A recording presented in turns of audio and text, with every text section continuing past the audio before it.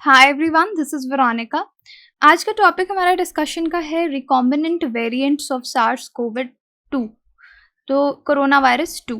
तो यहाँ पे हम इसके रिकॉम्बिनेंट वेरिएंट्स क्या होते हैं ये जानेंगे, क्योंकि म्यूटेंट वेरिएंट्स भी होते हैं।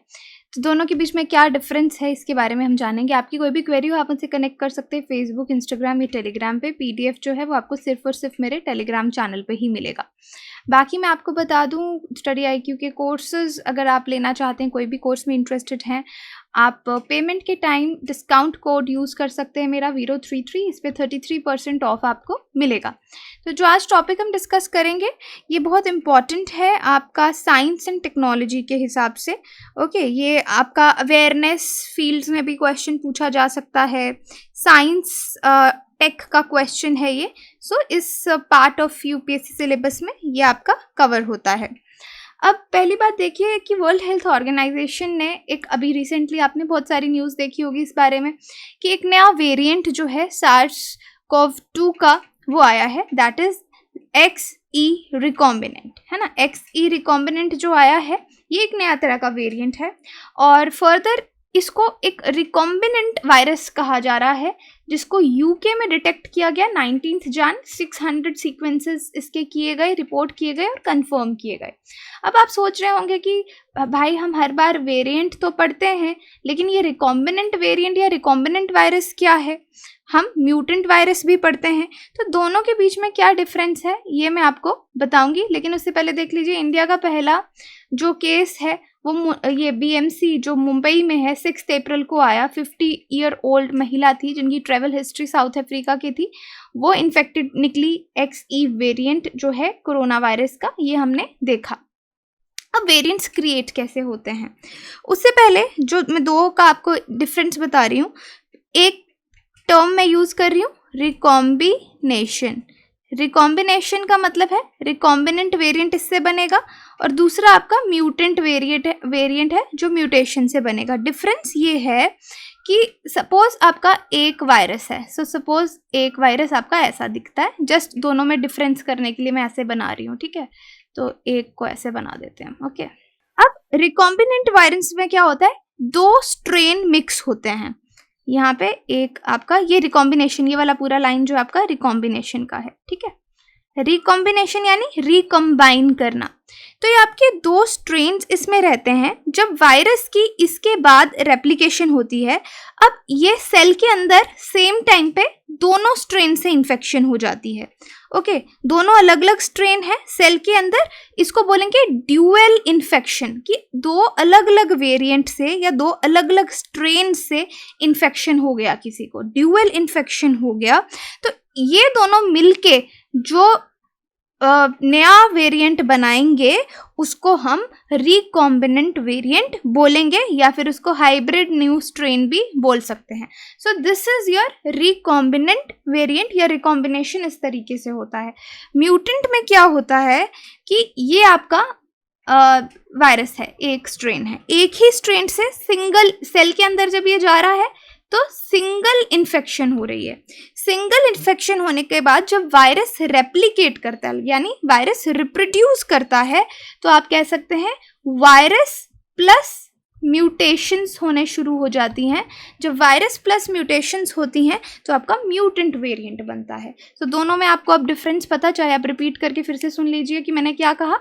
इस तरीके से वेरिएंट्स जो हैं वो क्रिएट होते हैं। कोविड-19 एक RNA वायरस है जो इवॉल्व होता है एक्यूमुलेटिंग जेनेटिक एरर्स। ओके, जब वो जेनेटिक एरर्स उसके जीनोम में हो रहे हैं तो ये इनको हम बोलते हैं, एरर्स को क्या बोलते हैं, म्यूटेशंस हो रही हैं, और ये म्यूटेशंस उसको नया वेरिएंट बनाती हैं। वायरस इन्फेक्ट करता है, जब किसी इंसान को अपनी कॉपीज बनाता है उसमें एरर होने लगते हैं, उन एरर को हम म्यूटेशन बोलते हैं।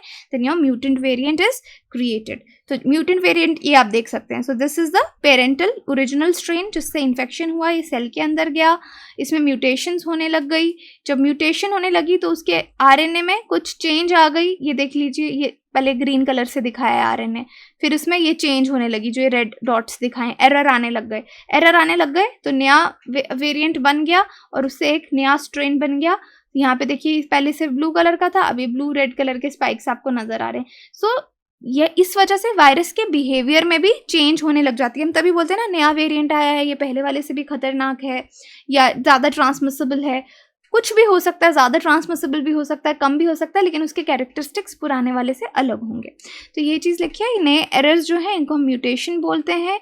ये रेप्लिकेशन एरर जो सेल के अंदर होता है उसका एक प्रोडक्ट होते हैं और फर्दर ये लोगों को इन्फेक्ट करते रहते हैं।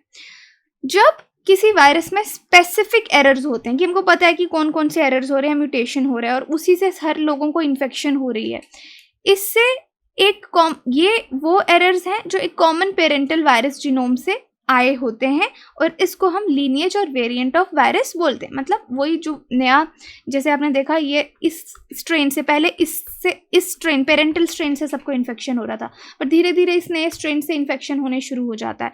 तो जब नए स्ट्रेन से इन्फेक्शन शुरू हो जाता है तो वेरिएंट या लीनिएज बन जाता है उस वायरस का। अब वेरिएंट्स का नाम कैसे रखा जाता है? एक पैंगो नेटवर्क है, ये एक ओपन ग्लोबल कंसोर्शियम है रिसर्चर्स का, पूरी दुनिया के रिसर्चर्स इसका पार्ट रहते हैं, नेटवर्क का पार्ट हैं, मतलब अलग अलग जगह से लोग होंगे और वो लोग लीनिएजेस जो हैं SARS-CoV-2 की उनका नाम ये रखते हैं और जितने भी एपिडेमियोलॉजिस्ट हैं फिर वो उसके इवोल्यूशन का ट्रैक रखते हैं, क्योंकि नाम अलग होगा तभी हम ट्रैक रख पाएंगे और इस तरीके से इसका नाम डिसाइड किया जाता है।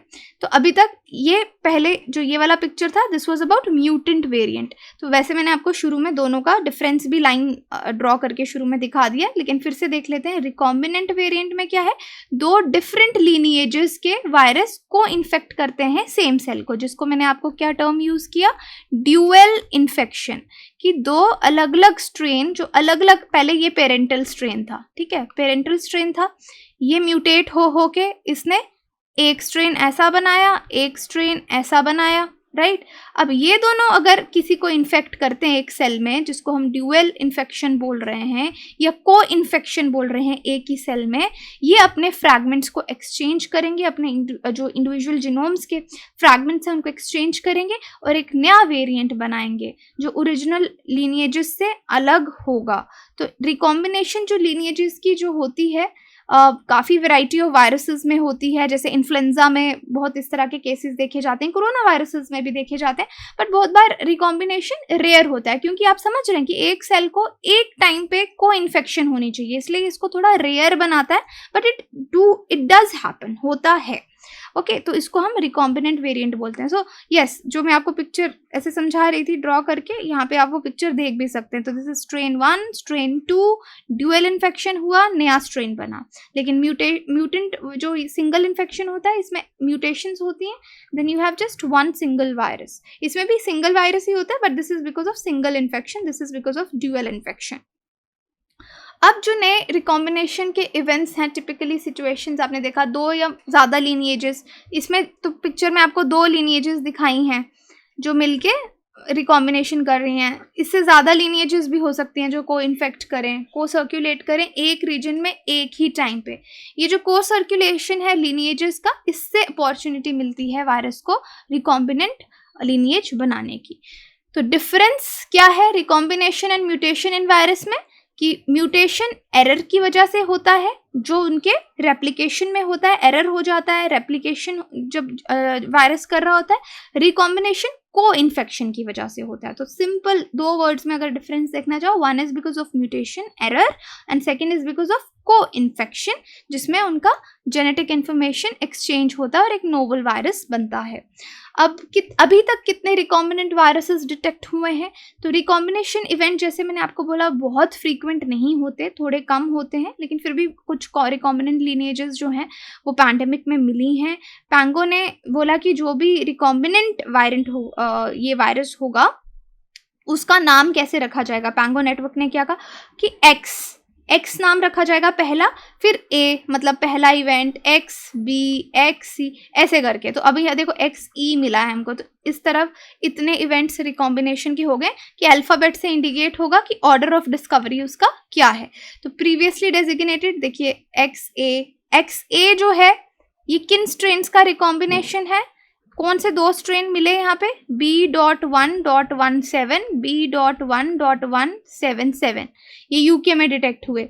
XB जो है, फिर XC जो है, ये रिकॉम्बिनेंट है इसके B.1.1.7 और फिर AY.29 ये डेल्टा का सब लीनिएज है। तो इस वजह से ये रिकॉम्बिनेशंस हुए आप देख सकते हैं। अब नए रिकॉम्बिनेशन लीनिएजेस जो रिसेंटली डेजिग्नेट किए गए XD, XE, XF, XD और XF जो हैं ये AY.4 और BA.1 ओमिक्रॉन के साथ साथ जो डेल्टा का सब लीनिएज है उसका रिकॉम्बिनेशन है, और जो XE है ये ओमिक्रॉन के लीनिएजेस BA.1, BA.2 का प्रोडक्ट है, हाइब्रिड है। ओके, तो नाउ यहाँ से आप देख के समझ सकते हैं कि किस तरह से रिकॉम्बिनेंट लीनिएजेस बन रहे हैं। लीनिएज XD, इसमें ओमिक्रॉन का स्पाइक जीन है जो डेल्टा जीनोम में चला गया, इसको फ्रांस और डेनमार्क में इन्होंने देखा। लीनिएज XF, इसको यूके में अर्ली जनवरी 2022 में मिला।